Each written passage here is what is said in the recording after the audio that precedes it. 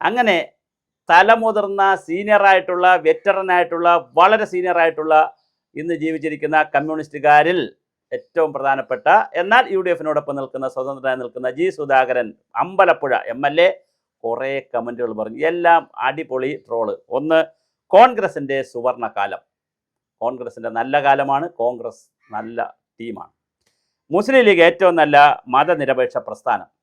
സതീശനെ നേരിടാൻ കേരളത്തിൽ ഇപ്പോൾ ആരുമില്ല. സതീശൻ ഒറ്റയാൻ വളരെ തൻ്റെ ഇടമുള്ള വളരെ പ്രധാനപ്പെട്ട നേതാവ്. അതുപോലെ തന്നെ പിണറായി വിജയൻ നനഞ്ഞ കോഴിയാണ്, ഒരക്ഷരം പോലും അസംബ്ലിയിൽ പറയുന്നില്ല. മുഖ്യമന്ത്രി വി ഡി സതീശനെ നേരിടാൻ പ്രതിപക്ഷത്ത് ഒരാൾ പോലും ഇല്ലെന്നാണ് ജി സുധാകരൻ പറയുന്നത്. ബാലഗോപാലിനാകട്ടെ സംസാരിക്കാൻ അറിയില്ല, അയാൾ പറയുന്നത് ബബ്ബയാണ്. അതേസമയം ഇദ്ദേഹത്തെ സംബന്ധിച്ച് മുഖ്യമന്ത്രിയെ സംബന്ധിച്ചിടത്തോളം അദ്ദേഹം നനഞ്ഞ കോഴിയാണ്. പ്രതിപക്ഷത്തിൻ്റെ അവസ്ഥ കാണുമ്പോൾ വിഷമം തോന്നുകയാണെന്നും അമ്പലപ്പുഴ ഉദ്ഘാടന സ്ഥലത്തിൽ പറഞ്ഞു. 3 തലമുറ എടുത്താലും കേരളത്തിൽ അംഗീകരിക്കുന്ന ഒരു വിദ്യാർത്ഥി യുവജന നേതാവും ഇടതുപക്ഷത്തിനില്ല. CPMൻ്റെ വിശ്വാസ്യത പോയി. ഇതൊന്നും മനസ്സിലാക്കാനോ വിശകലനം ചെയ്യാനുള്ള കഴിവ് ഇന്നത്തെ CPM നേതൃത്വത്തിനില്ല. കോൺഗ്രസിൻ്റെ സുവർണ കാലമാണിത്. സ്വന്തം വ്യക്തിത്വം നിലനിർത്തി മുന്നോട്ട് പോയാൽ കോൺഗ്രസിന് ഇനിയും തുടർച്ചയായി ഭരണം കിട്ടിക്കൊണ്ടിരിക്കും. നമ്പർ 2, നമ്പർ 3 അതാണ് എൻ്റെ വാദമല്ല, ജി സുധാകരൻ അവർ കണ്ടു. കോൺഗ്രസ് കഴിഞ്ഞാൽ ഏറ്റവും നല്ല മതനിരപേക്ഷ പ്രസ്ഥാനമാണ് മുസ്ലിം ലീഗ്. അദ്ദേഹത്തിന് സർട്ടിഫിക്കറ്റ് കൊടുത്തു. ലീഗിനാവശ്യമായ ലീഗ് സുധാകരന് കൈ അയച്ചാണ് ജി സുധാകരനെ സഹായിക്കുകയും ജയിപ്പിക്കുന്നതിന് വേണ്ടി കൂടെ നിന്നതും. CPM പ്രവർത്തിച്ച മതേതര മുഖം നഷ്ടമായിരിക്കുകയാണ്. CPIക്കാകട്ടെ പൊതുജന പിന്തുണയില്ല.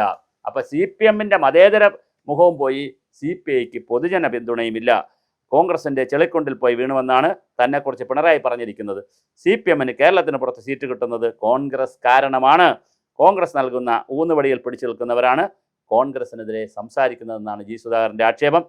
തൻ്റെ വിജയത്തിന് ചുക്കാൻ പിടിച്ചത് KC വേണുഗോപാൽ ആയിരുന്നുവെന്നും ആവശ്യമായ സാമ്പത്തിക സഹായം ഉൾപ്പെടെ KC വേണുഗോപാൽ നൽകി. കാരണം UDFൻ്റെ എല്ലാ സ്ഥാനാർത്ഥികൾക്കുമുള്ള പണം മൊബിലൈസ് ചെയ്തതിൽ ഒരു പ്രധാന പങ്ക് സംഘടനാ ജനറൽ സെക്രട്ടറി എന്നുള്ള വേണുഗോപാലിനുണ്ട്. അപ്പോൾ ഇത്രയും വലിയ എല്ലാവർക്കും പൈസ കൊടുക്കണമല്ലോ. 1 കോടി രൂപ വെച്ചൊക്കെയാണ് ഓരോ മണ്ഡലത്തിൽ കൊടുത്തു എന്നാണ് പറയുന്നത്. അപ്പോൾ അങ്ങനെയാണെങ്കിൽ 140 കോടി രൂപ മൊബിലൈസ് ചെയ്യണം രാജ്യത്തുനിന്ന്, വിവിധ സ്ഥലങ്ങളിൽ നിന്ന്. അപ്പോൾ അങ്ങനെ ഇത്രയും പണം മൊബിലൈസ് ചെയ്ത് കൊടുക്കുകയും അതിനാവശ്യമായ സംവിധാനങ്ങൾ ചെയ്തു കൊടുക്കുകയും ചെയ്തത് KC വേണുഗോപാലാണ്. അപ്പോൾ എന്തായാലും ജി സുധാകരൻ ആഞ്ഞടിച്ചിരിക്കുകയാണ്. അസംബ്ലിയിലും അദ്ദേഹം കുറേ സ്റ്റാലിൻ്റെ കഥകളും പഴയ കഥകളും പിന്നെ ഒരുപാട് കൊട്ടേഷനുകളും വയലാറിൻ്റെ കൊട്ടേഷനും ഒക്കെ പറഞ്ഞ് അസംബ്ലിയിലും അദ്ദേഹം വലിയ ബഹളമുണ്ടാക്കി. പക്ഷെ അദ്ദേഹം പറഞ്ഞതിനകത്ത് ചില കാര്യങ്ങളുണ്ട്. പഴയ കാലത്ത് SFIയുടെയും DYFIയുടെയൊക്കെ നേതാക്കൾ എന്ന് പറഞ്ഞാൽ വളരെ താത്വികമായി ചിന്തിക്കുകയും സാർവദേശീയ രംഗത്തെയും ദേശീയ രംഗത്തെയും സംസ്ഥാന തലത്തിലെയും പ്രാദേശിക രംഗത്തിലെയും വിഷയങ്ങളെ മാർക്സിയൻ ലെനിനിസ്റ്റ് ആശയത്തിൻ്റെ അടിസ്ഥാനത്തിൽ വിശകലനം ചെയ്യുകയും അതിന് വളരെ കൃത്യമായി ജനങ്ങളെ മോട്ടിവേറ്റ് ചെയ്യുകയും ജനങ്ങൾക്ക് ക്ലാരിറ്റി ഉണ്ടാക്കി കൊടുക്കാൻ കഴിയുകയും ചെയ്തിട്ടുള്ള നിരവധി നേതാക്കൾ, യുവ നേതാക്കൾ ഉണ്ടായിരുന്നു. തോമസ് ഐസക്ക്, അവരൊക്കെ യുവാക്കൾ. ഇപ്പോൾ അവരെല്ലാം പാഴുപോയി. ഇപ്പോൾ അവരെല്ലാം അവരുടെ ആ ക്വാളിറ്റി എല്ലാം പോയി. MA baby, M Vijayakumar, G Sudhakaran, അങ്ങനെ ഒരു കാലഘട്ടത്തിൽ ഒരുപാട് സുരേഷ് കുറുപ്പൊക്കെ വളരെ കൃത്യമായി യുവജനങ്ങളിലെ വിദ്യാർത്ഥി യുവജന പ്രസ്ഥാനത്തിലൊക്കെ നിന്നപ്പോൾ വളരെ കൃത്യമായിരുന്നു കാര്യങ്ങളൊക്കെ ചെയ്യാൻ. അതിലൊന്നും ബാലഗോപാലൊന്നും അത്ര വരത്തില്ല. ബാലഗോപാലൻ നേതാവായിരുന്നു, പക്ഷേ എങ്കിലും താത്വികമായ കാര്യങ്ങൾ. പിന്നെ രാജീവ് കുറച്ചുകൂടെയൊക്കെ വന്നു. രാജീവ് പക്ഷേ വളരെ താത്വികമായി പോയി. എന്താണ് പറയുന്നതെന്ന് രാജീവിന് യാതൊരു ധാരണയുമില്ലാത്ത രീതിയിലാണ് രാജീവ് പോയിക്കൊണ്ടിരിക്കുന്നത്. അപ്പോൾ രസകരമാണ് കാര്യങ്ങൾ, വളരെ വളരെ ഗൗരവതരമാണ് ജി സുധാകരൻ പറയുന്ന കാര്യങ്ങൾ.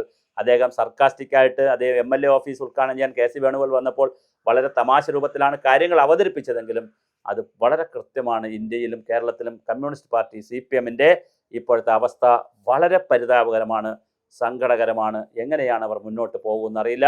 അതുകൊണ്ട് തന്നെ ഗുരുതരമായ ഒരു രാഷ്ട്രീയ പ്രതിസന്ധിയിലേക്കാണ് CPM ചെന്നുപെട്ടിരിക്കുന്നത്.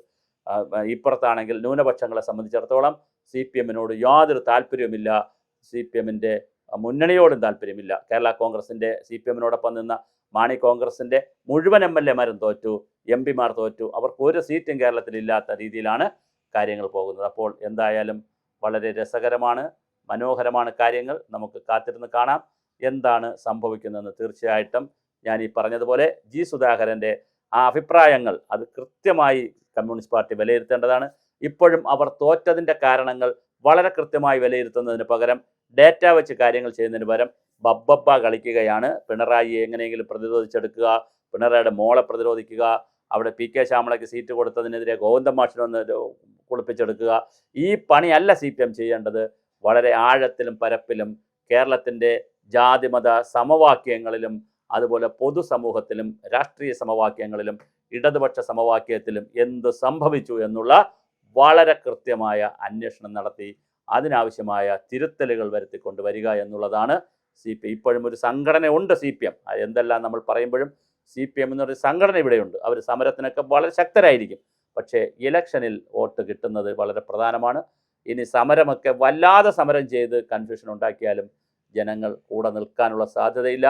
ഇടതുപക്ഷത്തുള്ള വലിയൊരു ചേരി തീർച്ചയായിട്ടും വലതുപക്ഷത്തോട്ട് പോയിട്ടുണ്ട്. അത് CMB പോയ ഒത്തിരി പേരുണ്ട്, RMBയിൽ പോയവരുണ്ട്, RSPയിൽ പോയവരുണ്ട്, അതുപോലെ തന്നെ കോൺഗ്രസിൽ തന്നെ പോയ ഒത്തിരി ആളുകളുണ്ട്, കേരള കോൺഗ്രസിൽ പോയവരുണ്ട്. അപ്പോൾ എല്ലാവരും ഒരുപാട് ആളുകൾ, പിന്നെ കുറേ ആളുകൾ BJPയിലേക്ക് പോയിട്ടുണ്ട്.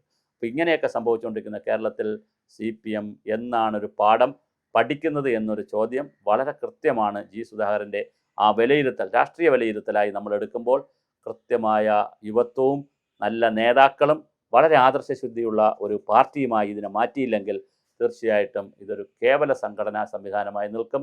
ഇനിയും തെരഞ്ഞെടുപ്പുകൾ ഒരു തെരഞ്ഞെടുപ്പിന് തോറ്റാൽ ഞങ്ങൾ അങ്ങനെ പേടിക്കുന്നില്ല എന്ന് പണ്ട് പറയാമായിരുന്നു. ഇന്ന് കാലം ഒരുപാട് മാറി. ഇപ്പോൾ തേർഡ് ഫോഴ്സ് വന്നു, BJPയുടെ ഒരു ഫോഴ്സ് വന്നിട്ടുണ്ട്. ആളുകൾ അങ്ങോട്ടും ഇങ്ങോട്ടും പോകുന്നതിനോ ഞങ്ങൾ BJPക്കാണെന്നോ BJPക്ക് വോട്ട് കൊടുക്കുമെന്ന് പറയാനൊന്നും ആളുകൾക്ക് ഒരു മാനസിക ബുദ്ധിമുട്ടുമില്ലാത്ത കാലത്തിലാണ് നിൽക്കുന്നത്.